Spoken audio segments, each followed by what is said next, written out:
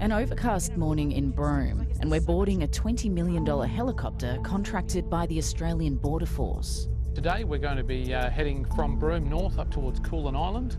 We'll conduct some aerial surveillance. This helicopter will stand by 24/7 for a rapid response for any type of coastal incursion, especially illegal foreign fishing.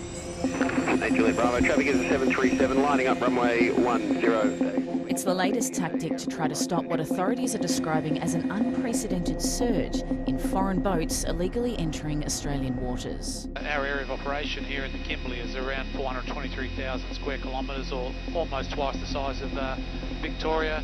It's a very challenging area to operate in. Boat interceptions are on track to be the highest on record, with more than 170 in the last 6 months alone.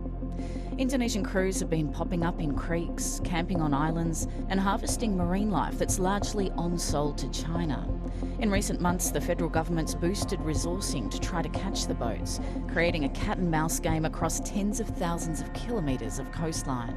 You can see here, looking at these dense creek systems, from the air it's actually very difficult to see what is happening in the water underneath the mangroves, especially when some of the fishermen seem to be cutting down vegetation and painting their boats different colours to really try and disguise themselves.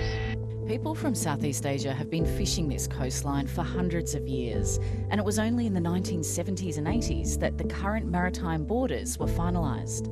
Since then, the number of Indonesian boats has fluctuated, but surged in the last couple of years, driven by poverty in Indonesia and high demand for products like sea cucumber. Recent court cases have revealed the impoverished backgrounds of the young men involved. Most have limited education and local fishing stocks are largely depleted. This is a typical scene of the Kimberley coast. Indonesians are fishing. Peter Tucker runs a tourism business on the remote Kimberley coast and was last year shocked to discover this crew gathering fresh water nearby. You have to understand the amount of boats that are now on this coastline. It is being saturated. Absolutely. And I know if this was happening on the east coast of Australia, it would be a national outcry. He believes the current volume of boats suggests that the trade has become more organised than opportunistic. They're not coming down to take a feed home. They're not coming down to just make a few bucks. They're coming down to supply a major commercial chain. That's exactly what federal authorities are now investigating. The Australian Fisheries Management Authority has staff running deterrence programs in Indonesian villages. So we will go into the communities and deliver information about Australian law and maritime boundaries, educating them on the risks. But the agency's also revealed it's working with Australian Federal Police on the ground. We certainly are of a view that a number of the illegal fishing ventures that we see are in fact funded, whether that's through organised crime or through other means, and we're keen to understand where that financing has come from, how we can look to address the issue at its root.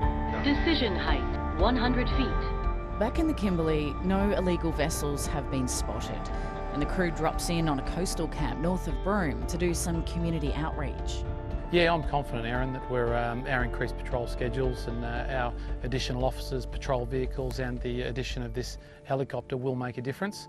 But we are here for the long haul. But locals say it'll be impossible to stop all the boats, while the gamble still feels worth the risk for Indonesian villagers with few other options. Erin Parke, ABC News, Broome.